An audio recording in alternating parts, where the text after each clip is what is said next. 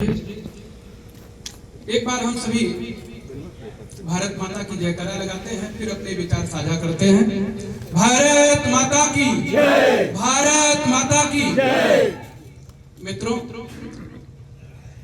ये पावन छतौना की धरती आज निश्चित रूप से धन्य हो रही है कि हमारे बीच में एक बहुत ही अच्छे मनीषी जो बिगेश ठाकुर जी यहाँ विराजमान हैं, हम उनका हृदय तल की अनंत गहराइयों से हार्दिक अभिनंदन वंदन करते हैं। लड़ाई हक की, हिस्सेदारी की, जैसा कि अभी हमारे आदरणीय घनश्याम जी कह रहे थे। मित्रों, सबसे पहले तो मैं इस परिवार के प्रति अपना आभार व्यक्त करता हूँ।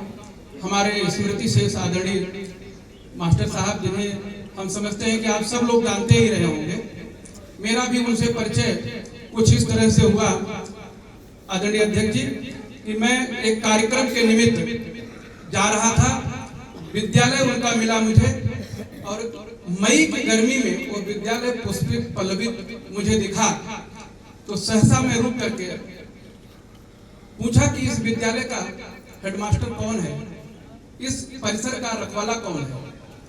तो मुझे लोगों ने नाम बताया, स्मृति से स्वर्गीय हमारे अत्यंत प्रिय, जिन्होंने मुझे अपने छोटे भाई समान सम्मान दिया, आदरणीय तालुकदार शर्मा जी।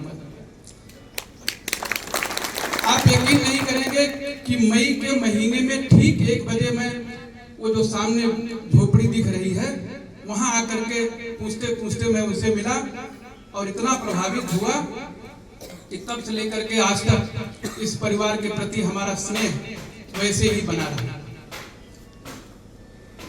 बाद में उनके सुयोग्य, और जितना मैं कहूं, मेरे इष्ट हैं, मेरे आराध्य हैं शंकर भगवान, और उन्होंने तो यहाँ शंकर ही शंकर दिया, सूर्य, रवि शंकर, राम शंकर, श्याम शंकर, तो इतने रूपों में उन्होंने अपना रूप हमें प्रदान किया। निश्चित रूप से इन बच्चों के प्रति बहुत बहुत सम्मान है, और शायद आप सब हमारी बात से सहमत होंगे कि ये कितने अच्छे व्यवहार के, मृदु व्यवहार के, और पिता की परंपरा को आगे ले जाने के लिए बच्चे हैं। अब बात आती है समाज की। एक बार मुझे बोलने के लिए कहा गया, तो हमने कहा कि समाज की बात है, मुझे क्यों बुलवाओगे। लेकिन अभी जब से राकेश जी ने कहा कि नहीं, ये राजनीतिक दल है, जनसेवा दल नाम है, तब मेरे मन में बात आई कि निश्चित रूप से अगर राजनीतिक दल है तो प्रत्येक समाज में राजनीतिक चेतना होनी आवश्यक है। और अगर इस तरह का बीड़ा बिगेश ठाकुर ने उठाया है, तो आप सबकी जिम्मेदारी बनती है कि बिना इठ-बट के, बिना किसी तराक के, बिना सोचे समझे आप सब उनके पीछे हो लीजिए। मित्रों, ताकत वही है जब आपकी बात को सुनने वाला होगा, तभी आप ताकतवर होंगे। अन्यथा तो दरवाजे, जिस दरवाजे जाइएगा, आपको पूछ के फिर आपका आकलन किया जाएगा, आपका आकलन किया जाएगा।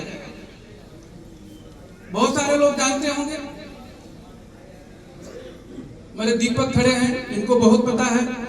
हमने भी एक सनातन धर्मार्थ सनातन ब्राह्मण समाज के नाम से एक संगठन चलाने का प्रयास किया। मेरा कोई राजनीतिक फिलहाल मंच नहीं था, न प्रयास था, लेकिन एक चेतना जागने की बात थी कि हम क्या हैं, वो है मैं कौन हूं। आपको जानना चाहिए कि आप कौन हैं।